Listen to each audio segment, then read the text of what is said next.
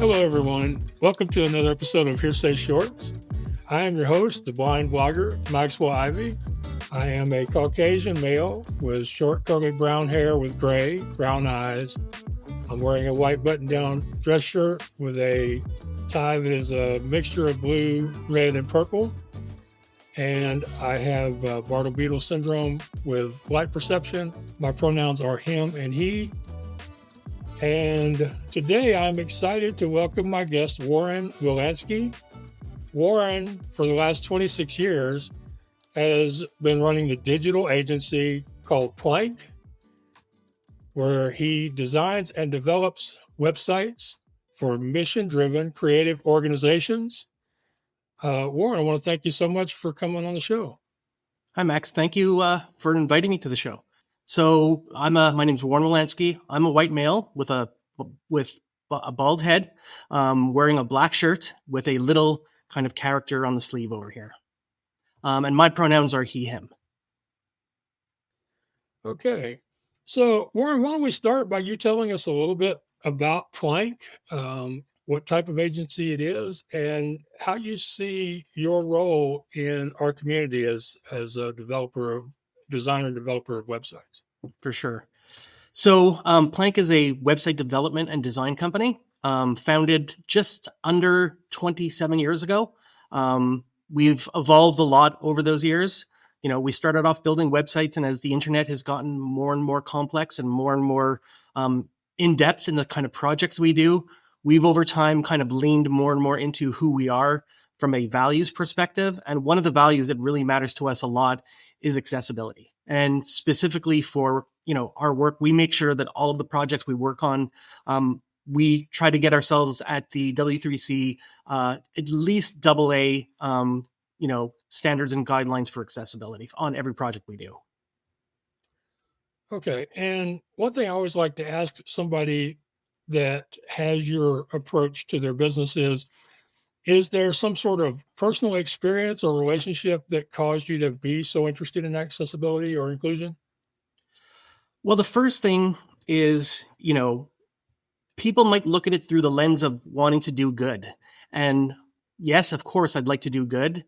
But in reality, I think it's also good business practice because you want to include everybody.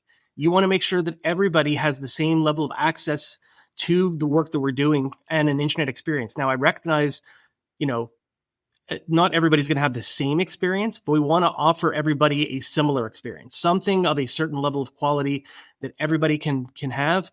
And it just fits our values. And actually, we think it fits the values of the kind of clients we work with and want to work with. Okay. So what would you consider are some of the biggest design mistakes that organizations are making with their web content?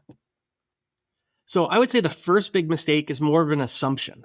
And it's the assumption that to have an accessible website, that you have to sacrifice things from a design perspective. And the answer to that is it's not true. You might have to set different standards for yourself so that we do certain things to ensure that a website is, that it can be read by a screen reader. But somebody who has the ability to see a website from a full design perspective, we never sacrifice anything in that experience. We just have different layers of fallbacks to ensure that no matter what somebody's experience or what any kind of, any issues somebody has, they will have an accessible experience. So then would you say the best way to avoid those mistakes is to start by changing the mindset of the designer? I would say that's a good way to look at it. In other words, our designers understand that there are a series of rules that they need to play within. So if it is high contrast text, it's making sure there are alt tags. It's making sure that accessibility isn't seen as something that you tack on at the end of the project and you try to make something accessible. If you're thinking about accessibility and inclusion from the moment you start designing something, it becomes a part of the process, and it's not something that's a complexity or something that ends up being difficult to do. It becomes something that is a part of the process and a part of somebody's expectations for a successful project. Right. So to follow up on that, where do you see accessibility in the design process? So, I mean, the first place that I see it fitting is it fits in education. In other words, we want to make sure that our design team is educated on the expectations from an accessibility perspective, so that they go into it with a certain knowledge that, let's say, a designer might not have had if they hadn't thought about accessibility. So, I mentioned a few minutes ago, the intention with accessibility is for it not to be a layer that you have to add on or tack on at the end. It is a part of the whole design process. And it's also not even only a part of the process for our team. It's part of our clients' learning as well. In other words, if we tell a client at the beginning that the website has to meet certain standards, we have to educate them on what those standards are. We have to educate them when they want to try to break those standards for whatever reason they might have. So that when we're actually educating somebody through design process, they get that there are certain things that they have to be prepared to sign on to, and that they are signing on to when they choose to work with us. It sounds like you're saying that this whole process of making web content inclusive and accessible becomes much easier if accessibility is added in at the design stage through education, as opposed to adding it in during the development or the actual implementation stages. I would say so, because what ends up happening is if you start to consider it at the implementation stage, but you don't have the proper blueprints from a design perspective or the wireframe perspective or from a content mapping, then you're shoehorning everything into it afterwards. So what we want to make sure is that it's thought of throughout the whole process. And you said something interesting there, which is it's the idea of making sure that it's thought of upfront. And it's part of the reason that we want to educate people as well. In other words, like, your life experience, Max, is going to be very different than mine, but I want to make sure that everybody is taking into account your life experience when we're thinking about how to create things for websites. I appreciate that. And I'm happy that many companies that operate in the area of web design do value lived experience. So, could you share a little bit about how you go about educating your team members and your clients? And is it something that once you do it, you're done, or is it something that you have to continually reemphasize with them? I think we have to reemphasize. So, I think you asked me initially, what was it that got us, thinking about accessibility? And in reality, it was actually an early project about 10 or 15 years ago. There was a museum that was working on a digital exhibit, and we were asked to build that website. And that museum was being given funding to actually do the online exhibit. And part of the expectations was meeting a certain level of accessibility. So we were given an actual mandate of, if you are going to get paid this amount of money from this funding body, you need to meet this level of accessibility. And it forced us to start thinking about it for the first time. And it became something we became passionate about because of it. And, with that, that's where we've gotten to where we are right now. And, what we want to do is meeting accessibility is about documentation. It's about learning. It's about training. And it starts first by hoping that that our teammates that join the team have some understanding of what it is. It's by clearly communicating that accessibility and inclusion is a value of ours, and it's a value of our organization. And then we have to be prepared, if somebody doesn't know, for us to train them on how to create accessible experiences. We have to then train our client how to actually, if we're handing them a content management system, how to implement information, how to upload text, put in place alt tags, what they should be doing with images and text and video to ensure that if somebody cannot see the video, they get a full audio transcript. And it's our clients that need to be trained on that, because they could very easily either forget, or they could choose not to and be a little bit lazy. And they have to understand why it's important for them to be doing that as well. Right. And when you're explaining the why behind these requirements or considerations, do you find the financial motive helps you more, or do you find that the compliance regulatory aspect of it helps you more? I mean, everybody's driven by different things, obviously. So some companies, when they realize that they have to meet these standards for regulation reasons, they'll have to meet them, and that's fine.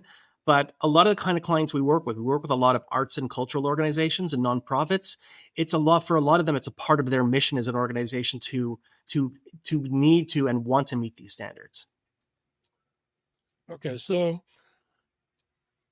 how would you suggest we get organizations to embrace accessibility as part of the design process, as opposed to seeing it as an add-on or an afterthought? I think it's a matter of making somebody understand that they'll end up saving money if they think of it in the design process. They'll end up including more people if they think of it in the design process, and they'll actually create less friction for themselves and their organization, by taking into account at the beginning of and throughout the process of any kind of digital project whatsoever. See, I love what you're saying here because it speaks to something I believe in sincerely, and that is we have to do a better job of showing businesses and organizations why they should care about accessibility. And you just did a great job of expressing that. I appreciate that. I mean, you're the one who's got this podcast on this topic, and you're the one who's actually making the biggest difference, which is actually being present on a regular basis to talk about these topics and make sure that people embrace them and understand it's not something uncomfortable or something that is frustrating to do. It's something that is actually helpful to the world to do. And it's actually, if it's a company, it helps their bottom line as well. Well, I appreciate that. So to wrap up, I got one final question. What is one thing you would love to see designers start doing right now that would improve the quality of web design? That's a big question because I could get very theoretical about that, which I don't think we need to do right now. But I think what they should do is realize that design is not for designers. In other words, design is not for your own ego. Design and great internet user experience is thinking about the user first. And I think every designer, if they think about the user first, will ensure that the kind of projects that they develop and design and send out into the world are useful to everybody and not just for somebody's individual ego.